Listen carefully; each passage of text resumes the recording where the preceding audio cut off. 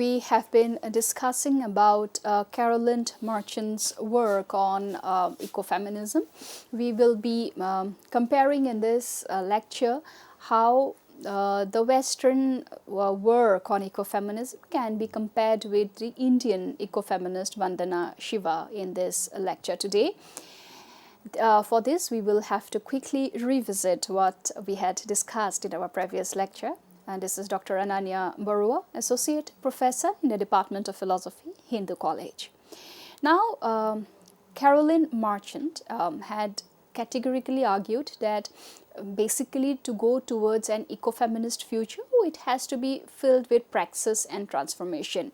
And Marchant's argument is that she outlines restoration of partnership ethics where technology is aligned with ecological care, women's empowerment as ecological empowerment, and her concept of ecofeminism is that it should be a collaboration between feminist movements and environmental movements, which is basically a cultural shift from mastery to mutuality. So we see that philosophical elucidation in Marchant's work is that Marchant's utopian normative horizon is definitely grounded in holism, but is anti-totalitarianism.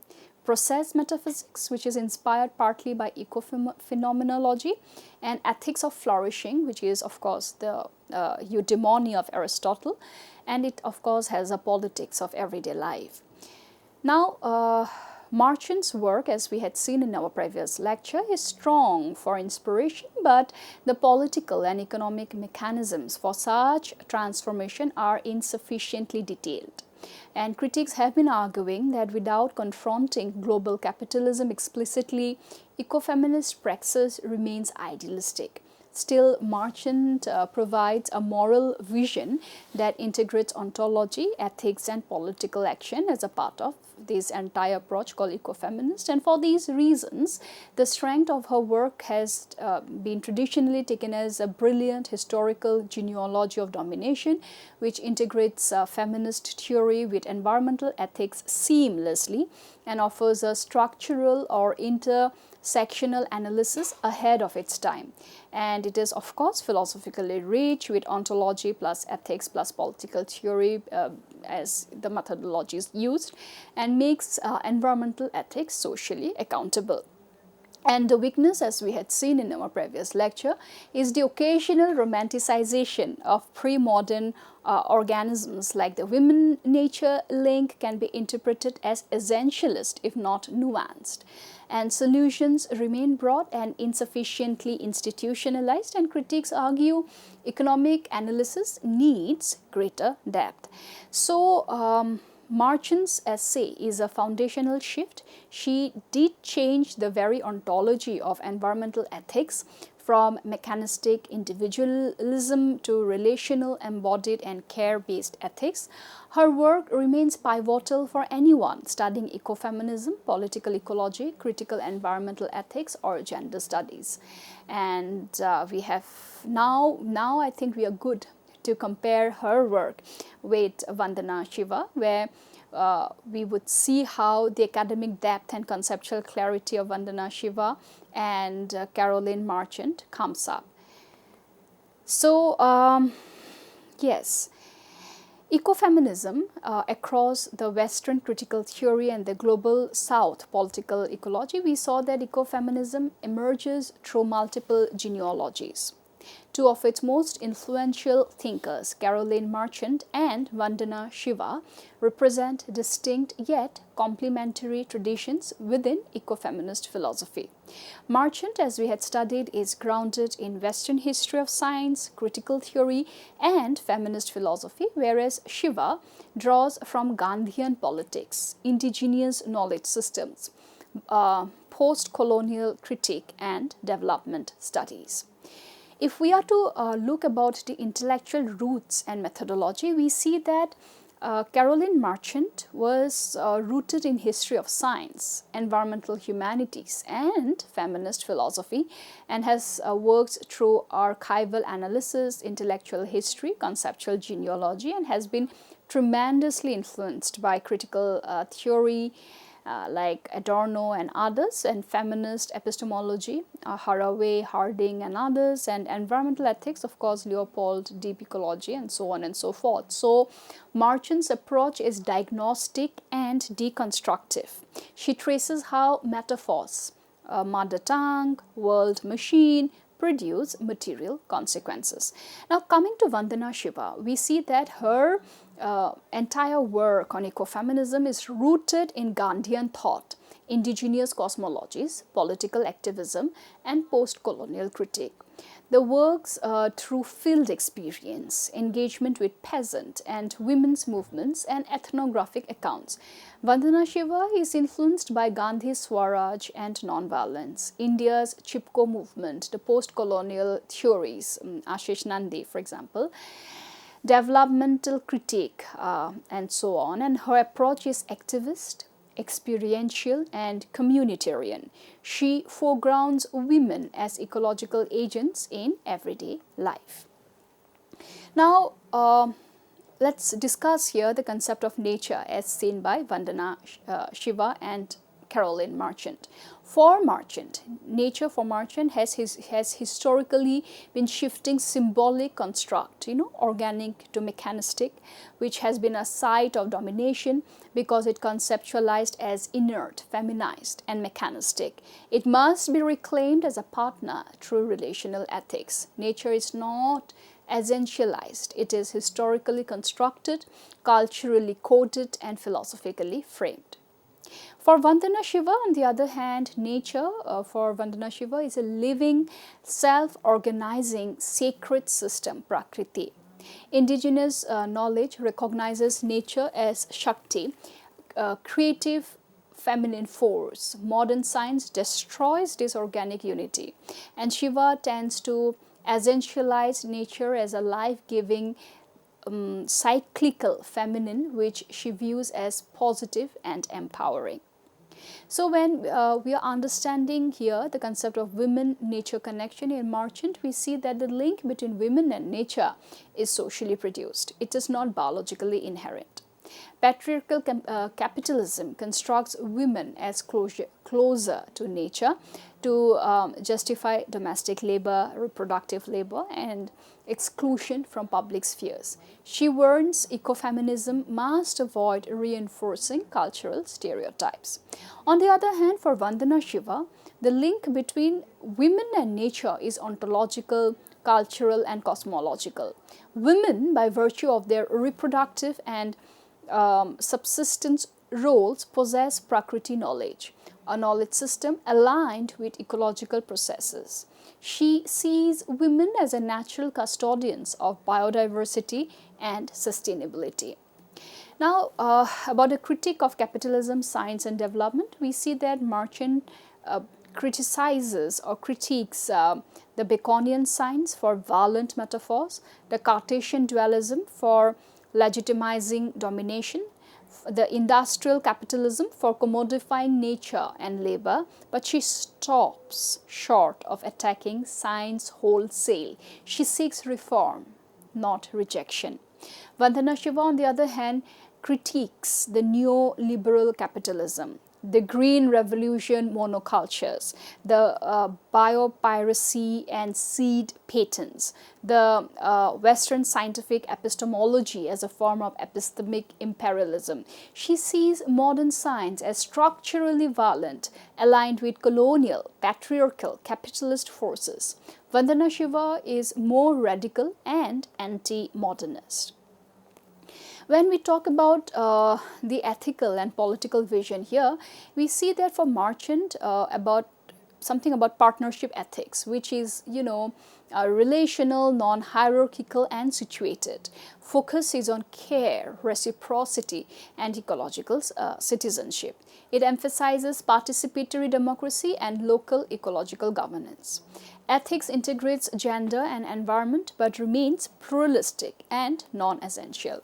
Vandana Shiva, on the other hand, her earth democracy is such which is based on rights of nature, rights of communities, and emphasizes on seed sovereignty, food autonomy, biodiversity, and local economies. she views women as custodians of ecological democracy and often critiques the global institutions like WTO or the World Bank and the Monsanto and others. So, we see that the treatment of knowledge system for Marchant, she definitely critiques the universalist objectivity, endorses situated knowledge, encourages plural ways of knowing, which is ecological, historical, experiential, but does not reject scientific method itself. Vandana Shiva, on the other hand, has a sharp critique of Western scientific epistemology as reductionist and violent, strong defense of indigenous ecological knowledge, and sees traditional women's knowledge as inherently sustainable, skeptical of corporate science. And in this essentialism debate, this is the most contested difference. Marchant actively avoids essentializing women of nature, sees essentialism as politically dangerous and philosophically flawed. Vandana Shiva, on the other hand, uses positive essentialism. Women is someone who nurtures, sustainers, seed keepers, custodians of life, and argues these counters colonial, capitalist, masculinist metaphors. So we see that this is the most contested difference for Marchant. Actively avoids essentializing women or nature and sees essentialism as politically dangerous and philosophically flawed. Vandana Shiva uses positive essentialism, where women is equivalent to nurturers, sustainers, seed keepers, custodians of life, and argues that countries or it counters colonial, capitalist, masculinist metaphors. Further, if we are to talk about the practical implications, we see that for Marchant, scholarship influences environmental humanities, criticisms, ethics, curricula, and inspires policy thought on participatory democracy, gender awareness,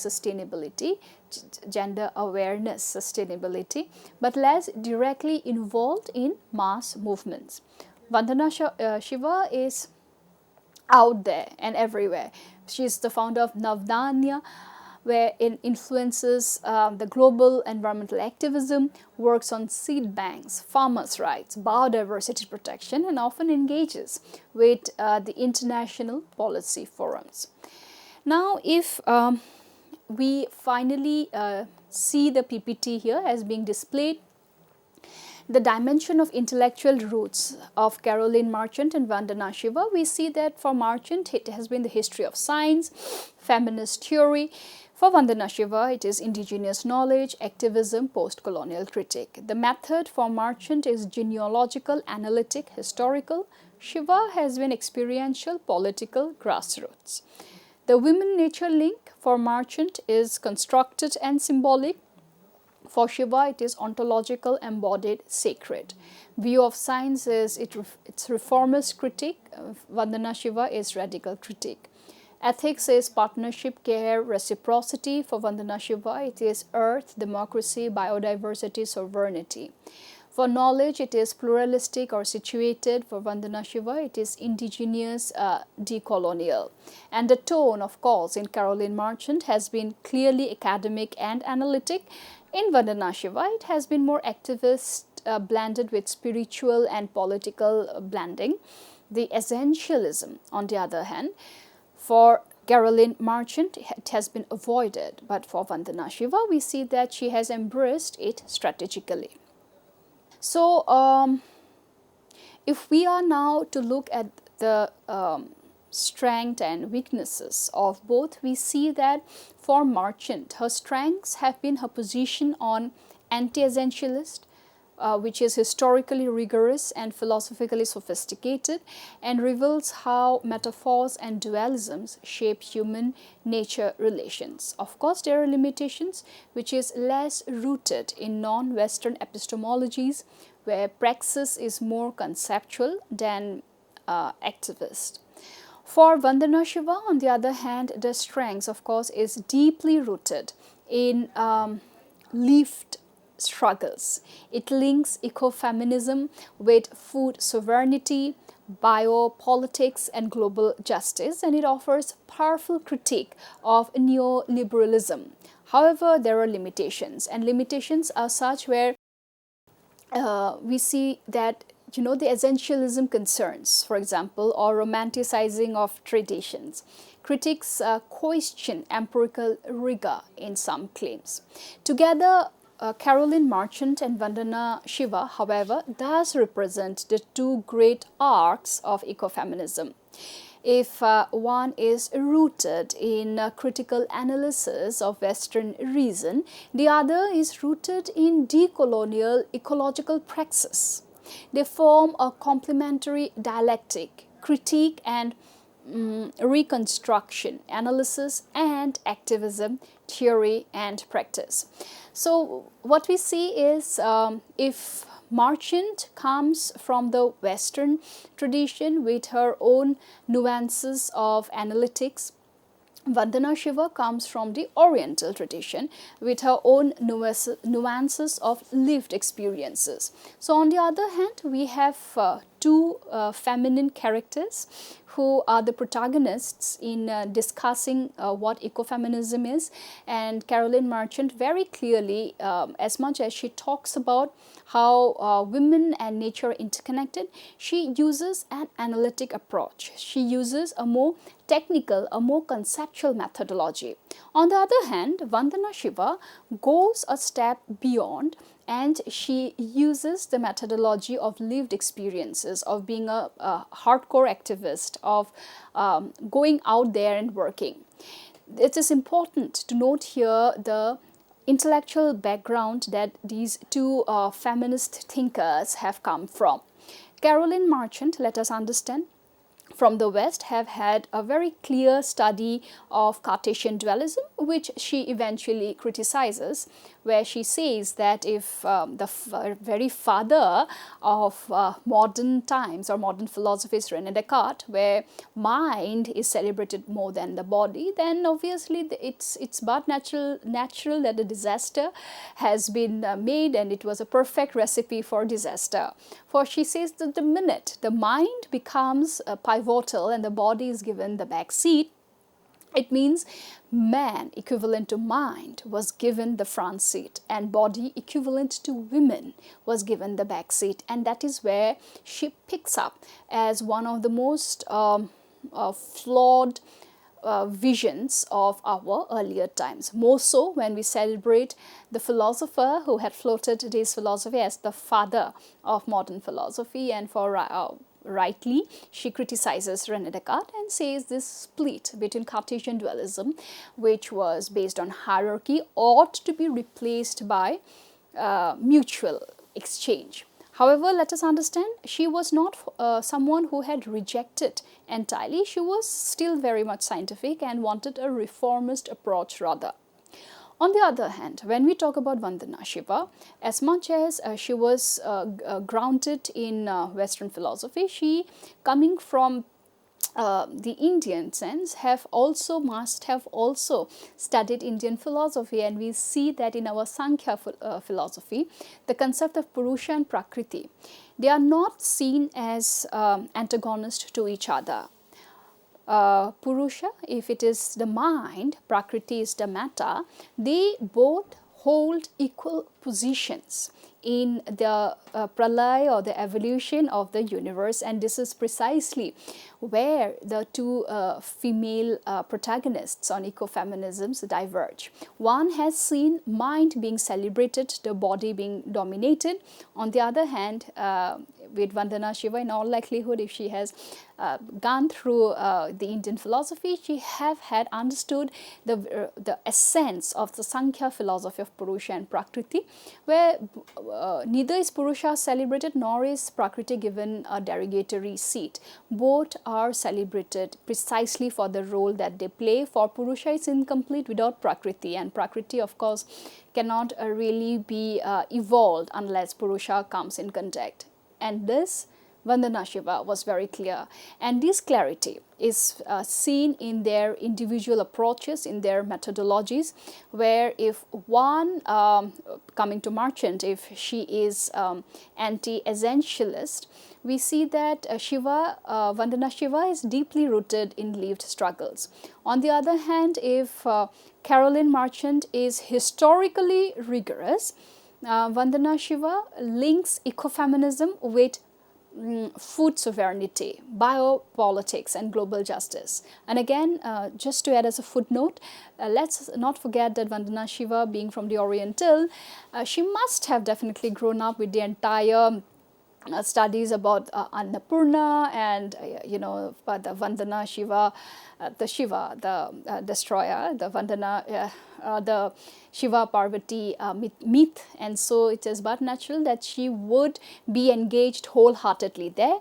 And if Marchant talks about something being, in a more philosophical, sophisticated manner, we see Vandana Shiva, who offers powerful critique of neoliberalism. However, both of them do have their demerits or their limitations. If Caroline Marchant is less rooted in non-Western epistemologies, where we see the mind being celebrated more than the body, as in the Cartesian dualism, and that is where she picks up her point of struggle or the point of tension as. The same with Vandana Shiva, we see that the limitation is, the essentialism concerns. Also, if Caroline Marchant, the praxis part is not really in the form of an activist, it is more conceptual. With Vandana Shiva, we see that it tends to kind of romanticize the tradition, which can be a little non-scientific. So these are some of the loopholes in both. But yes, the intellectual roots of Caroline Marchant is backed by history of science. For Vandana Shiva, it has been absolutely the Bharatiya knowledge system or the indigenous knowledge system. The method, as we have mentioned, for Caroline Marchant is genealogical. Vandana Shiva is more phenomenological, or should I say experiential and grassroots. For again, Caroline Marchant, for women nature, Caroline Marchant was clear that it has to be, it's constructed or it is symbolic. For Vandana Shiva, it was ontological and it was embodied and it is sacred. And view of science, Caroline Marchant, as told, had gone ahead with a reformist critic. Vandana Shiva had gone ahead with a radical critique. Now, one footnote before I end, I would like to put it across here was Vandana Shiva was very clear that basically, with a discipline like applied ethics or anthropocentrism, the problem with a lot of students of anthropology is when they end up doing, say, case studies or say case studies on some tribal family, they would go and sit and do their survey in their lived experiences, assuming that because they are the ones who are doing a survey on them, they in some way the hierarchical setup comes up that I am superior to you. But that very concept is problematic. Why is it that we always think that we have the right to do study on the marginalized sections, and the minute we do this, we feel the epistemic humility gets missing. And this is the whole point where Vandana Shiva tries to work out that it should be the case that the marginalized too ought to be given the platform to do a field work on the other, and the other could be whosoever. So this gap between the self versus the other, or nature versus culture, or women and nature, or mind and body, can only be diffused if as much as mind is given the back seat, body too is given the front seat. But again, there has to be a negotiation between the two. It cannot be the case that in our guise of celebrating ecofeminism, we end up worshipping or bringing in women and nature, forgetting man or mind. Because let us understand, anything in extremism is not the way out. as maybe some of the societies or some of the communities that are backed by matrilineal community, and to say that, well, the way out is to bring in patriarchy is not the way out, just like matriarchy is not the way out of matrilineal society is not the answer for patrilineal society. There has to be a negotiation, there has to be an understanding, there has to be a ceasefire, otherwise anything in extreme is an extremist concept. And the attempt here, which is my final lines here before I wrap up this lecture, is to see, is to bring, is to understand, is to negotiate the richness that many, the Bharatiya tradition knowledge, especially our Indian philosophy like Sankhya with Purusha and Prakriti, had been absolutely okay with two particles having the same platform, having the same status. Maybe that's where we need to go back. Instead of pushing men to the margin and bringing women to the center, I think again we would be stuck in that vicious cycle. So with Caroline Marchant and Vandana Shiva's work today in this lecture, we have tried to showcase what ecofeminism is from the Western perspective and from the Eastern perspective. And yes, Vandana Shiva had rooted her understanding in Gandhian thought, indigenous cosmologies, political activism, and Caroline Marchant had rooted her understanding or her work in history of science, environmental humanities, and feminist philosophy. So this is it for today with the comparison between an Oriental feminist on ecofeminism and an Occidental feminist from ecofeminist. We would be picking up more in our next lecture. Thank you so much.